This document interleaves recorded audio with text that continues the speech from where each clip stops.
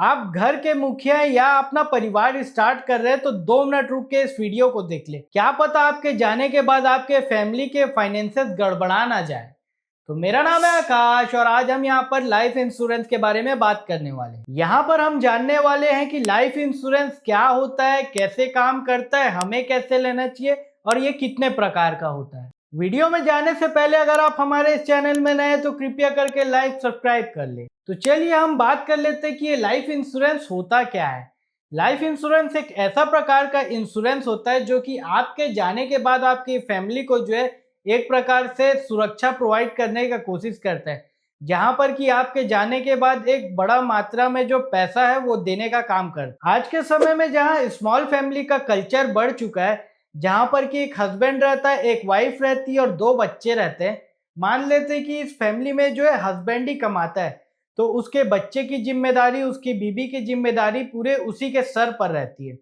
खुदा ना खास्ता ये कोई नहीं जानता, लेकिन अगर उस व्यक्ति की डेथ हो जाए तो यहाँ पर उस फैमिली की फाइनेंशियल कंडीशन जो है बहुत बिगड़ जाती। कई बार ऐसी भी हो जाती कि वो फैमिली जो है सड़क पर आ जाता है। तो यहाँ पर ये लाइफ इंश्योरेंस उस व्यक्ति के परिवार को प्रोटेक्ट करने का काम करता है बड़े अमाउंट देके, जिसके कारण कि उसके बच्चे की फीस, उसके जीवन यापन, उस परिवार का ठीक ठाक चल पाए। तो इसीलिए लाइफ इंश्योरेंस लेना बहुत आवश्यक हो जाता है और जितने ज्यादा अमाउंट का हो उतना ज्यादा अच्छा रहता है। यानी कि 2 करोड़, 5 करोड़ या जितना ज्यादा हो बहुत ज्यादा अच्छा रह जाता है। चलिए अब हम जानते हैं कि ये काम कैसे करता है। ये एक प्रकार से 2 पार्टी का कॉन्ट्रैक्ट रहता है, जहां पर कि एक व्यक्ति जो कि इसे लेता है और दूसरा व्यक्ति जो इसको देने का काम करता है। जो इंश्योरेंस कंपनी प्रोवाइड करने का काम करती है उसको कहते हैं लाइफ इंश्योरेंस कंपनी, और जो लेने वाला रहता है उस व्यक्ति को कहा जाता है पॉलिसी होल्डर। यहाँ पर भारत की अगर हम बात करें तो यहाँ पर जीवन बीमा निगम यानी कि लाइफ इंश्योरेंस ऑफ इंडिया इस सेक्टर की सबसे दिग्गज कंपनी है। यहाँ पर दूसरे इंश्योरेंस के तरह ही छोटे छोटे प्रीमियम जो है अलग अलग लोगों से इकट्ठा किए जाते हैं, उसका पूल क्रिएट किया जाता है और जब उस व्यक्ति की डेथ हो जाती है तो उसके नॉमिनी को यह पैसा जो है दिया जाता है। तो यहाँ पर अब बात आ जाता है कि इसे लेना कैसे चाहिए। तो चलिए अब हम इसे थोड़ा डिटेल में बात कर लेते हैं। अगर आप अपनी परिवार शुरुआत कर रहे हैं और आपकी उम्र जो है लगभग लगभग 30 साल की है और आप 55 से 60 साल तक कमाएंगे, यानी कि जो आपकी आने वाली 25 से 30 साल की एनुअल इनकम है, लगभग लगभग उतने तक का सम एश्योर्ड वाला आपको इंश्योरेंस लेना चाहिए, लाइफ इंश्योरेंस। यहाँ पर दूसरे एग्जाम्पल की बात कर लें तो आपका परिवार है जहाँ पर एक आदमी है, एक औरत है और उसका बच्चा भी आ गया है, और उस बच्चे का उम्र जो 4 से 5 साल के करीब है, और उसकी कमाई जो है आने वाले 20 साल बाद होगी, जब वो 25 साल का होगा और वर्क फोर्स में ऐड हो जाएगा। तो उस परिवार को कमाने के लिए 20 से 25 साल बाद उसका बेटा तैयार होगा। तो यहाँ पर उस परिवार को यानी कि उस व्यक्ति को 20 से 25 साल के आने वाले एनुअल एक्सपेंस को डिसाइड करके प्रीमियम लेना चाहिए। यहाँ पर उस व्यक्ति की अगर एनुअल सैलरी 5 लाख रुपए के आसपास है तो उसे 20 से 25 टाइम जो है एनुअल एक्सपेंस लेना चाहिए। यहाँ पर अगर हम इन्फ्लेशन को इंक्लूड ना करें तो ये राशि हो जाती है 1 करोड़ 25 लाख से 1.5 करोड़ रुपए के आसपास, जो कि उसके परिवार को सही रहेगी। लेकिन ये भी जो है अलग अलग व्यक्ति के लिए अलग अलग तरीके से वेरी करेगा। यहाँ पर इन्फ्लेशन को भी एडजस्ट करके कैलकुलेट करना पड़ता है लेने से पहले, और यहाँ पर ये रिकमेंड भी किया जाता है कि जितना ज्यादा अमाउंट का लिया जाए उतना ज्यादा ये अच्छा रहता है। चलिए अब हम बात कर लेते हैं कि लाइफ इंश्योरेंस कितने प्रकार का होता है। तो यहाँ पर पहला आ जाता है टर्म इंश्योरेंस और दूसरा आ जाता है परमानेंट कैटेगरी का इंश्योरेंस। अगर हम टर्म इंश्योरेंस की बात करें तो ये एक प्रकार से बहुत अच्छा इंश्योरेंस हो जाता है। जनरली इसमें कमीशन लोगों को कम मिलता है, इसके कारण इसका प्रचार नहीं हो पाता है। लेकिन अगर किसी व्यक्ति को इंश्योरेंस लेना चाहिए तो इस प्रकार से इंश्योरेंस लेना चाहिए।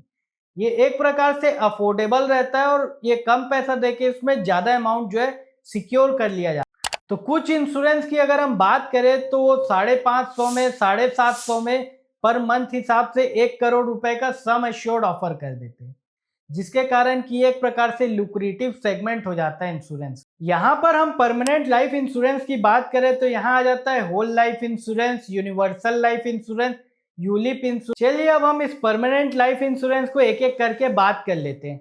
तो होल लाइफ इंश्योरेंस एक ऐसा प्रकार का इंश्योरेंस है जिसमें किसी भी व्यक्ति को जो है एक सर्टेन अमाउंट ऑफ प्रीमियम पे करना पड़ता है, जो कि जो है थोड़ा महंगा रहता है। लेकिन यहाँ पर ये चीज़ें अच्छी रहती है कि इसमें जो है आपको ब्याज भी मिलता है। ये एक प्रकार से एंडाउमेंट प्लान की तरह काम करता है और इंटरेस्ट रेट जो चलती है इकोनॉमी में उसके हिसाब से यहाँ पर जो है एक रिटर्न प्रोवाइड किया जाता है उसके प्रीमियम में। यहाँ पर लॉक इन पीरियड करके कई सारी स्ट्रिक्ट चीज़ें भी रहती हैं। फिर हम बात करें यूनिवर्सल लाइफ इंश्योरेंस की, तो एक ऐसा प्रकार का इंश्योरेंस रहता है जो कि गारंटीड सम एश्योर्ड देता है, लेकिन यहाँ पर प्रीमियम में थोड़ा फ्लेक्सिबिलिटी आ जाती है, जिसके कारण कभी कभार जो है सम एश्योर्ड को भी कम ज़्यादा बढ़ाया जा सकता है। यूलिप की अगर हम बात करें तो इसे कहा जाता है यूनिट लिंक इंश्योरेंस प्लान। यहाँ पर कई सारी चीज़ें जो है ऑफर की जाती है। यहाँ पर आपके प्रीमियम को एज अ इन्वेस्टमेंट भी दिया जाता है, जैसे कि इसके अलग अलग प्रकार रहते हैं, उस प्रकार हिसाब से आपका जो कुछ परसेंट स्टॉक मार्केट में इन्वेस्ट होता है, कुछ बॉन्ड में इन्वेस्ट होता है, जिसके कारण आपको जो है एक प्रकार से सम एश्योर्ड भी दिया जाता है एज अ इंश्योरेंस, और उसमें आपको रिटर्न भी अच्छे खासे जो है प्रोवाइड किए जाते हैं। लेकिन यहाँ पर म्यूचुअल फंड से थोड़ा कम परसेंट में रिटर्न प्रोवाइड किया। फिर आखिर में आ जाता है गारंटीड लाइफ इंश्योरेंस। ये एक ऐसा प्रकार का इंश्योरेंस रहता है जहां पर कि पॉलिसी होल्डर को एक बड़े अमाउंट ऑफ प्रीमियम जो है पे करना पड़ता है, जहां पर कि एक guaranteed amount of fix return जो है दिया जाता है, और इसका पैसा जो है बॉन्ड में, मार्केट में कुछ कुछ जगह लगाया जाता है, और यहाँ पर लगभग लगभग 5 से 6% का एश्योर्ड और गारंटी रिटर्न दिया जाता है। यहाँ पर हम एज अ कंज्यूमर जो है बहुत बड़ी गलती करते हैं इसको लेने से पहले, जो कि हम इसे रिटर्न के तरीके से देख लेते हैं, जो कि एक प्रकार से गलत पैमाना है, क्योंकि यहाँ पर ये इंश्योरेंस जो एक प्रकार से डेथ बेनिफिट भी प्रोवाइड करता है, तो उसका भी कॉस्ट जो है इसमें इंक्लूडेड रहता है, और उसके साथ साथ अगर 4-5% का ब्याज दे देता है तो ये एक सोने पे सुहागा वाली बात हो। तो आज के लिए बस इतना ही दोस्तों। अगर आपको कोई डाउट हो तो आप कमेंट करके बताएं, और ऐसी ही एक्साइटिंग जानकारी जानने के लिए आप हमारे इस चैनल में बने रहें। धन्यवाद।